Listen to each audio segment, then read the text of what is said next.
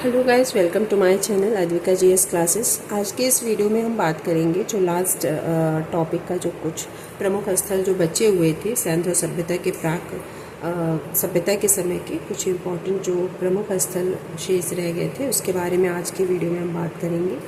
ठीक है, तो चलिए स्टार्ट करते हैं। इसमें नेक्स्ट है हमारा सूरकोटड़ा। सूरकोटड़ा गुजरात में पाया गया था। इसकी खोज 1964 में जगपति जोशी ने की थी। इसकी खोज 1964 में जगपति जोशी ने की थी।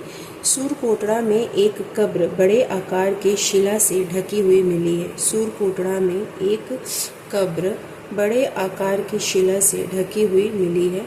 भेड़िया तथा घोड़े की हड्डियाँ सूरकोटड़ा से पाई गई हैं। ठीक है, ये इम्पॉर्टेंट है, घोड़े की हड्डियाँ सूरकोटड़ा से मिली हुई है। ठीक है, इसके बाद हम देखते हैं बनावली।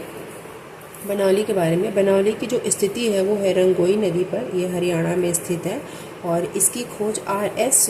विस्ट ने बनावली की खोज की थी। यह सैंधव संस्कृति के तीनों स्तरों यानी कि प्राक, विकसित और उत्तर का प्रतिनिधित्व करता है। कौन करता है? बनावली। ठीक है, इसके बाद हम देखते हैं रोपड़। रोपड़ का आधुनिक नाम रूपनगर है जो कि सतलज नदी पर है पंजाब में, और इसकी खोज 1950 में वीवी लाल ने की थी। रोपड़ की खोज 1950 में वीवी लाल ने की थी और इसका उत्खनन यज्ञदत्त शर्मा ने किया था। ठीक है, स्वतंत्रता प्राप्ति के बाद उत्खनित पहला स्थल यही है। यहाँ से मालिक के साथ कुत्ता दफनाने का साक्ष्य भी हमें मिलता है।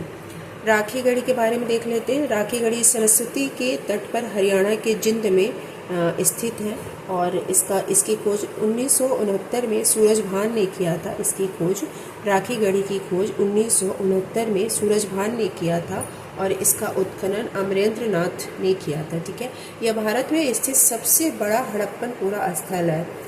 भारत में स्थित सबसे बड़ा हड़प्पन पूरा स्थल है कौन? राखीगढ़ी। ठीक है, इसके बाद हम देख लेते हैं आलमगीरपुर के बारे में। आलमगीरपुर हमारे यूपी में हिंडन नदी मेरठ में है। इसका उत्खनन 1958 में यज्ञदत्त शर्मा ने किया था। ठीक है, और इसके बाद हम देखते हैं हुलास के बारे में। हुलास भी यूपी का ही है, यूपी के सहारनपुर में स्थित है हुलास। गेहूं की खेती किए जाने का साक्ष्य हमें हुलास से मिला हुआ है। इसके बाद देखते हैं चांदीपुर। चांदीपुर भी यूपी के बिजनौर में हड़प्पा ताम्र बर्तनों की प्राप्ति होती है। ये बिजनौर से मिला था चांदीपुर, और चांदीपुर से यह ही हमें हड़प्पा के ताम्र बर्तनों की प्राप्ति होती है। ठीक है, ये तीनों इंपॉर्टेंट है, आलमगीरपुर, हुलास और चांदीपुर। ये तीनों उत्तर प्रदेश के हैं। अब हम देखते हैं ताम्रपाषाण का। ताम्रपाषाण के कुछ इम्पॉर्टेंट स्थल है जिसके बारे में हम देखेंगे। ताम्रपाषाण काल में जो प्रमुख है वो है अहाड़। अहाड़ जो है उदयपुर से मिला है। अहाड़ स्थल उदयपुर में है। गिलुंद राजस्थान के चित्तौड़गढ़ में बनास नदी पर स्थित है। कायथा संस्कृति हुई है। कायथा उज्जैन की काली नदी तट पर स्थित है। नवदा टोली, ये पूछा गया है, कायथा और नवदा टोली की स्थिति पूछी गई है। तो नवदा टोली मध्य प्रदेश में नर्मदा नदी पर है और एच.डी. संकालिया द्वारा यह उत्खनित है। ठीक है, इसके बाद हम देखते हैं महाराष्ट्र की प्रमुख ताम्रपाषाणिक संस्कृति, जिसमें हम सबसे पहले देखेंगे जोरवे। जोरवे संस्कृति भीमा घाटी में स्थित है।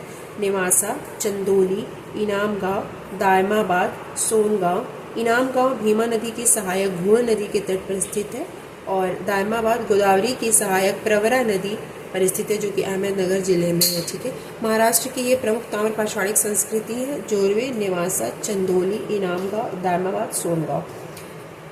क्वेश्चन ऐसे पूछ लेगा कि महाराष्ट्र की प्रमुख ताम्रपाषाणिक संस्कृति निम्न में से कौन से हैं, और ऐसे कई ऑप्शन होंगे। उसमें अगर आपका उनमें से अगर ये सारे ऑप्शन होते हैं तो ये महाराष्ट्र की प्रमुख ताम्रपाषाणिक संस्कृति होती है। ठीक है, अब हम देखेंगे नेक्स्ट जो हमारा चैप्टर है उसमें आज हम नया टॉपिक स्टार्ट करेंगे। ठीक है, प्राक सभ्यता और सैंधव सभ्यता के तीनों चरण के प्रमुख जो स्थल जो इम्पोर्टेंट है वो हमारा अब खत्म हो गया। अब हम नेक्स्ट टॉपिक पे बात करेंगे वैदिक सभ्यता। वैदिक सभ्यता के बारे में हम कल की वीडियो में बात करेंगे। आज के वीडियो में सिर्फ इतना ही। Thank you so much.